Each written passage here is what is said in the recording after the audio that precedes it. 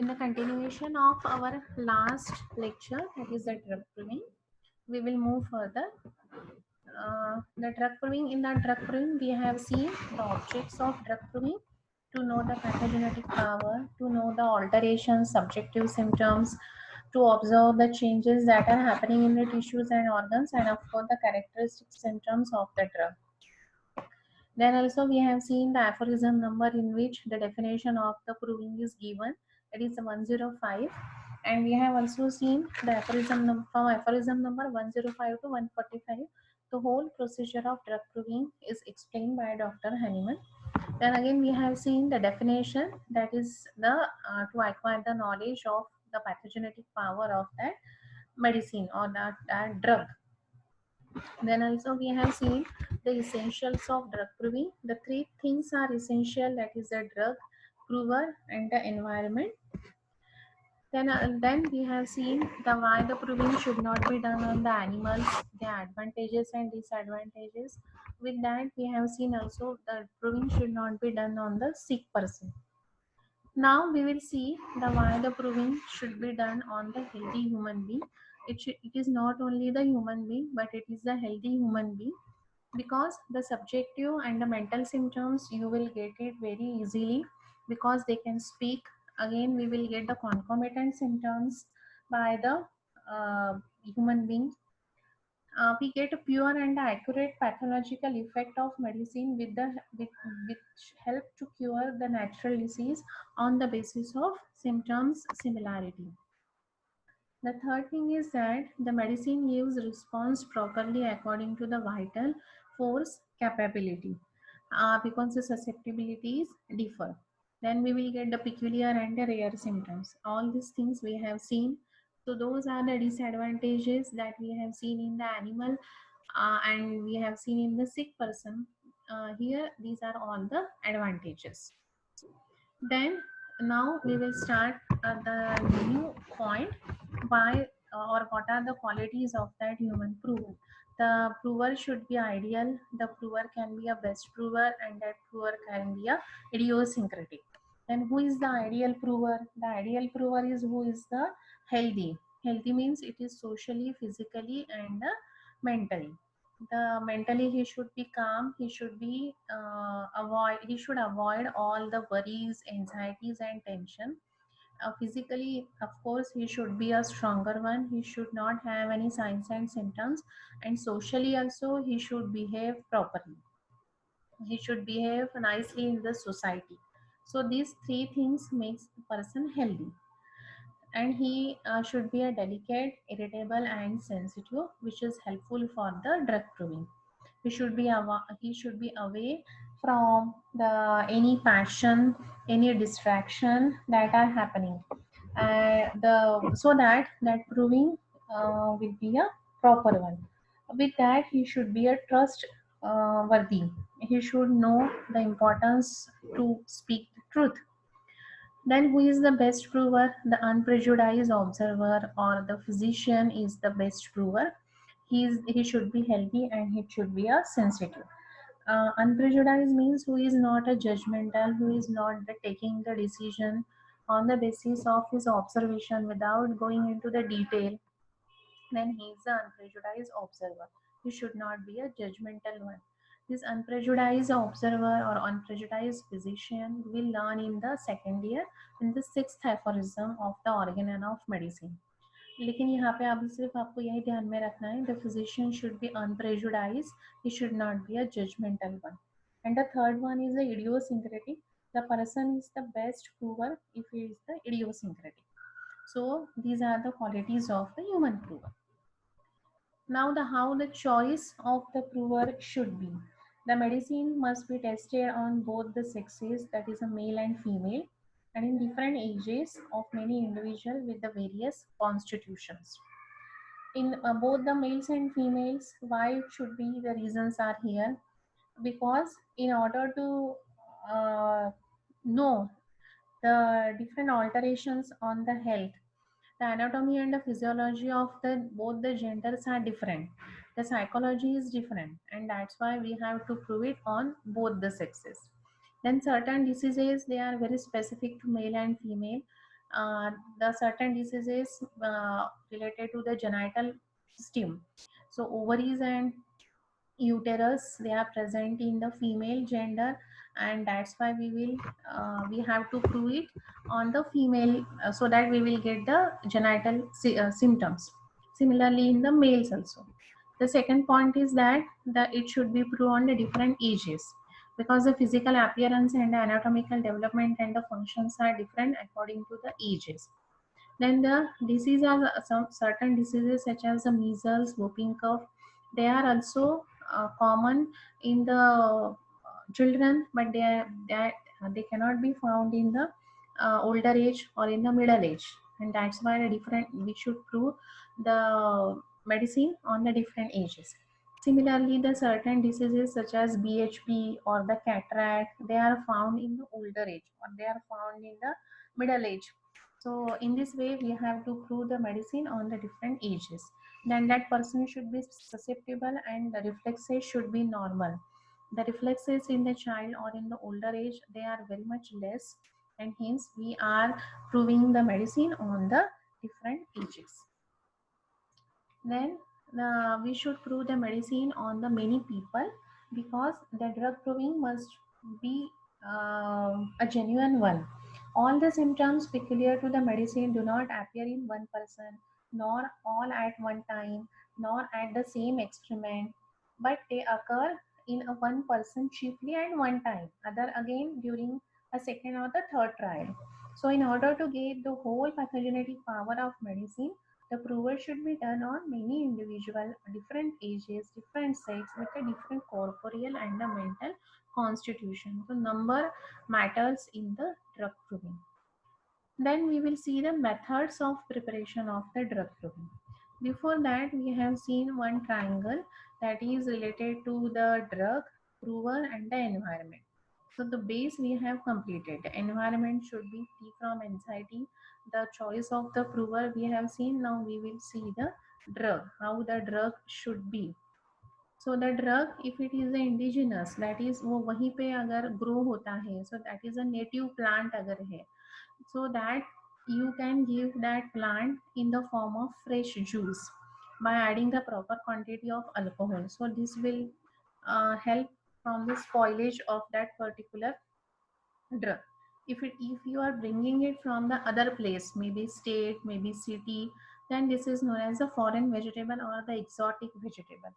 So that exotic vegetable should can be given in the form of powder or in the form of tincture with proper amount of alcohol when they were fresh state, or afterward also you can give it in the proper quantity of water. Next one is the salts and gums. Salts and gums, however, should be dissolved in water and just before taking. The dry and the weak medicinal substances, they are available in the small pieces. You can use it in the water, boiling water, make a juice of it and give it to the patient. The alcohol is not the alcohol is not added because all express vegetable juices and all aqueous infusions of herbs rapidly passes into the fermentation and decomposition if you are want to preserve it. So it has to be given immediately. So these are the methods of preparation of the drug during the drug proving. Now, the what about the doses and its mode of administration? So, if it is a strong heroic medicine, are liable to given in the small doses to produce the changes in the healthy, even the robust person. The second, if the medicine is milder, then it should be given in the considerable quantity. Then, एक minute, here it is given. If it is a weakest medicine, the to prove very weakest medicine on the delicate, and that person should be a sensitive one.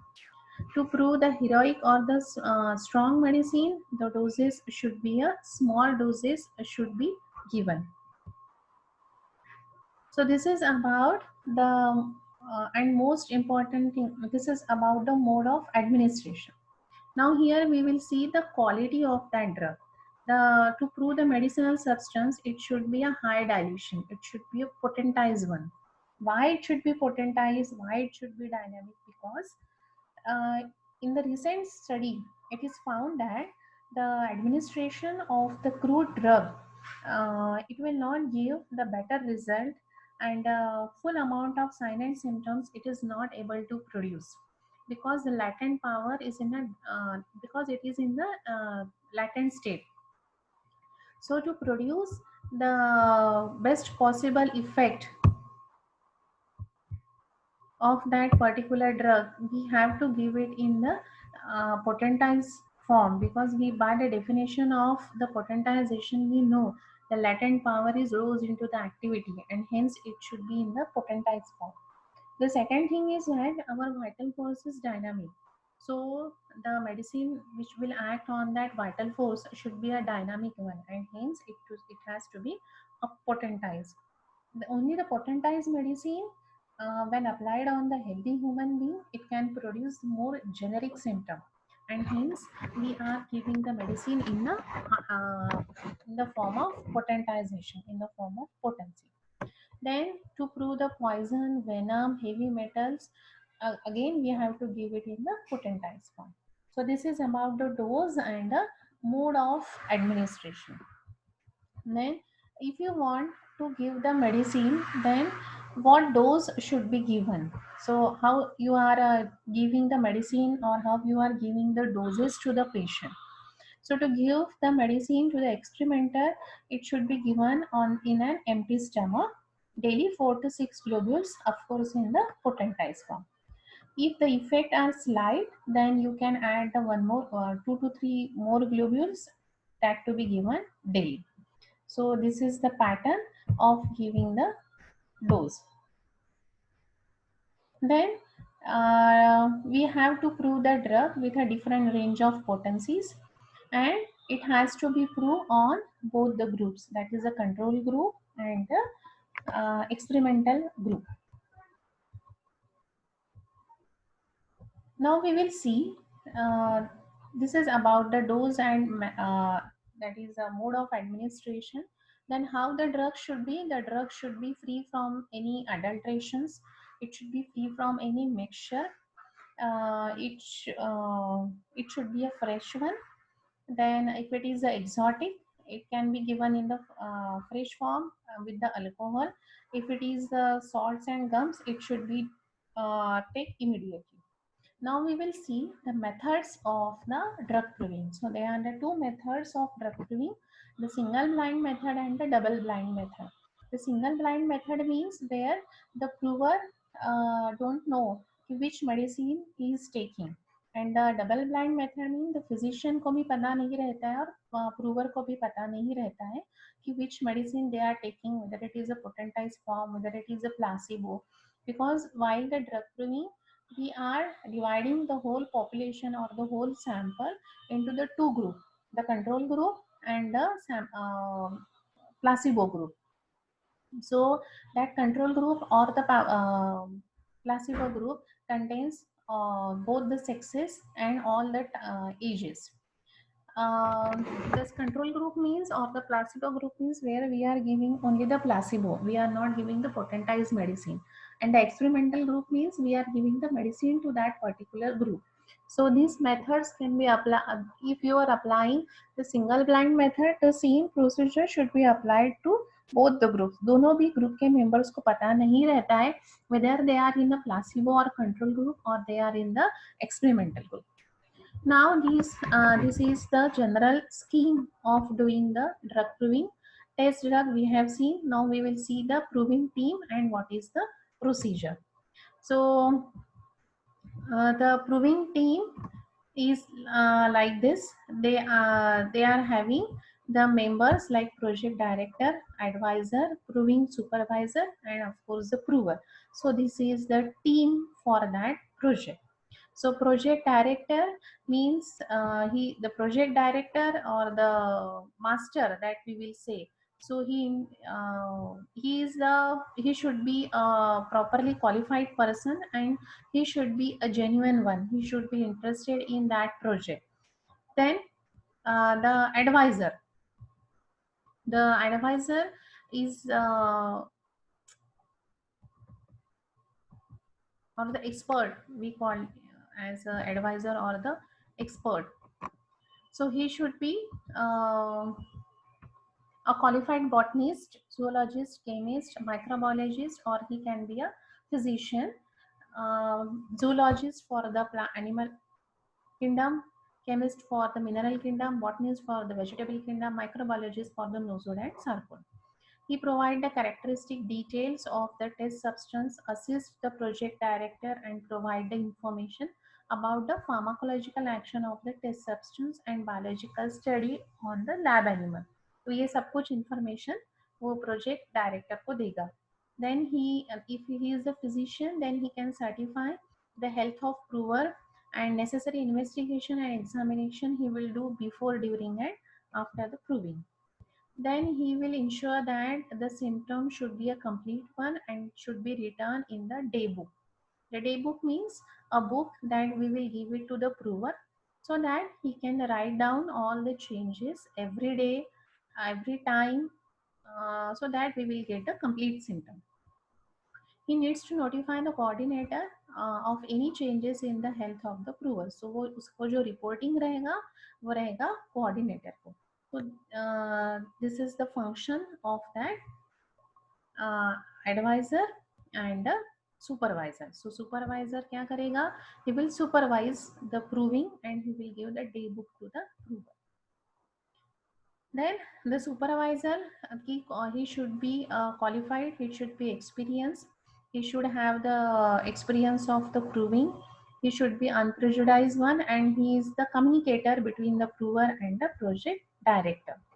The prover, so this is the team, the project manager, the project director, कि जिसको prove, जिसको interesting है proving करने में, adviser जो advice करेगा regarding that drug substance and regarding the prover, proving supervisor जो prover हो रहा, प्रूविंग अच्छे से हो रहा है कि नहीं वो देखेगा, and he will report all the things to the director. And the last one is the prover. The prover key qualities we have seen. He should be healthy, intelligent, sensitive, delicate, irritable, trustworthy. We are not doing the proving on the sick person. We are not doing the proving on the lower animal.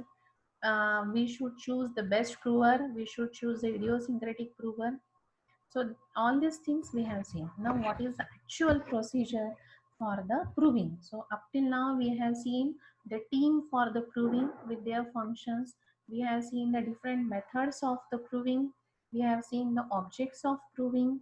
We have seen the what qualities of the drugs should be there, how the dose should be administered, how the prover should be. All these things we have seen. Now we are now ready to do the procedure.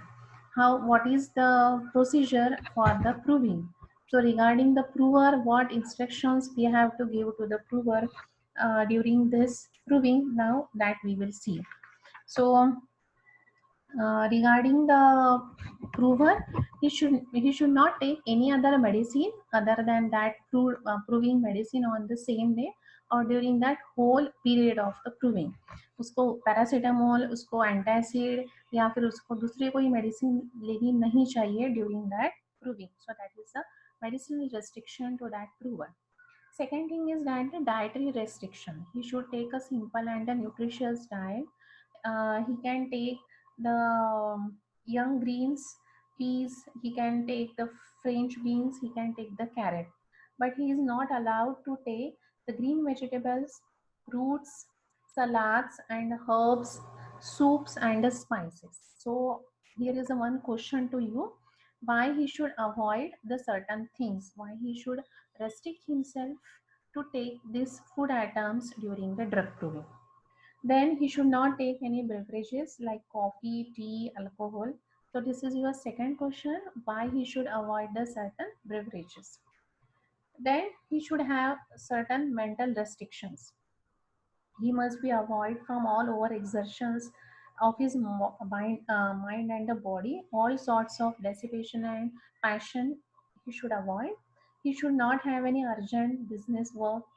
He should devote himself to careful self-observation and not to disturb best slow engage. he must possess sufficient amount of intelligence so that he can able and describe